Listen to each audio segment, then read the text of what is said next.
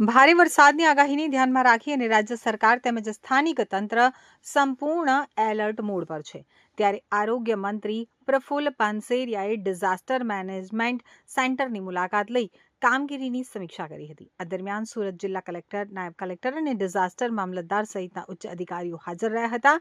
મંત્રી પાનશેરિયાએ સંવેદનશીલ અને અસરગ્રસ્ત વિસ્તારોની માહિતી મેળવી તેમજ કોઈપણ આપાતકાલીન સ્થિતિમાં નાગરિકોની સુરક્ષા સર્વોચ્ચ પ્રાથમિકતા રહે તે માટે તમામ વિભાગોને સંપૂર્ણ સજ્જ રહેવા અને ઝડપી પ્રતિસાદ આપવા સૂચના આપી હતી.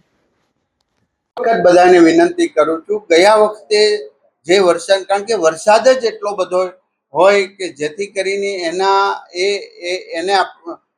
એને લોકો સુધી એક કંટ્રોલ થાય કે એ પ્રશાસનને પણ કંટ્રોલ થયા પહેલા એ વ્યક્તિ સેફ જગ્યાએ પહોંચે તો ચોક્કસ પ્રકારે એક પણ જાનહાની નહીં. કોઈ પણ ટુ વ્હીલ ગાડી, ફોર વ્હીલ ગાડી નાળા અથવા તો ગ્રામ્ય લેવલે પાણીની અંદર મહેરબાની કરીને અમે હાથ જોડીએ છીએ કે નહીં નાખતા.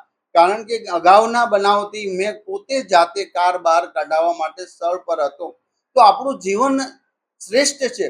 ઉતાવળ કરીને ઘરે પહોંચવું, હવે જ્યાં છું ત્યાં સેફ જગ્યાએ રહેવું એ બહુ જરૂરી છે. જ્યાં જ્યાં પાણી આવે છે, જ્યાં જ્યાં પાણી આવ્યું હતું એ જગ્યાએથી શિફ્ટિંગ કરીને પહેલા માળ અથવા તો આપણી સેફ જગ્યાએ રહેવું છે. કોઈ ડરવાની જરૂર નથી, ગભરાટ નહીં.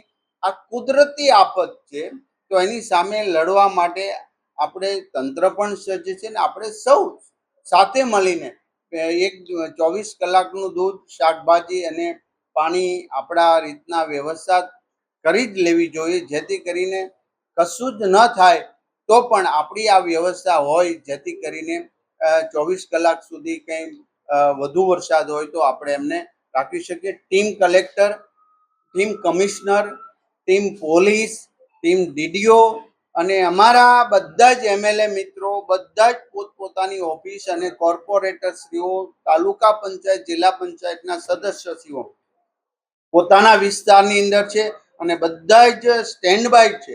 કામરેજ વિધાનસભાના વધુ પાણી આવવાના બનાવો, કારણ કે ત્યાં વરસાદ વધુ, એ પાણી સુરતની એન્ટ્રી છે, તો ત્યાં પણ આપણે એક ટીમ ફાયર બ્રિગેડની અને એક બોટ ત્યાં પણ આપણે વ્યવસ્થા રાખવામાં આવી છે.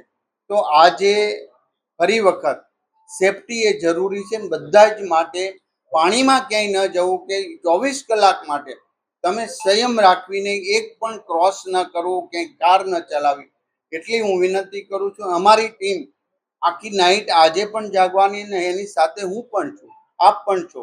ત્યારે સાચી માહિતી સમયે સમયે અમે આપ્યા કરશું, જેથી કરીને તમે કોઈ અફવાઓની અંદર લોકો ના આવે, એની અમારે વિનંતી.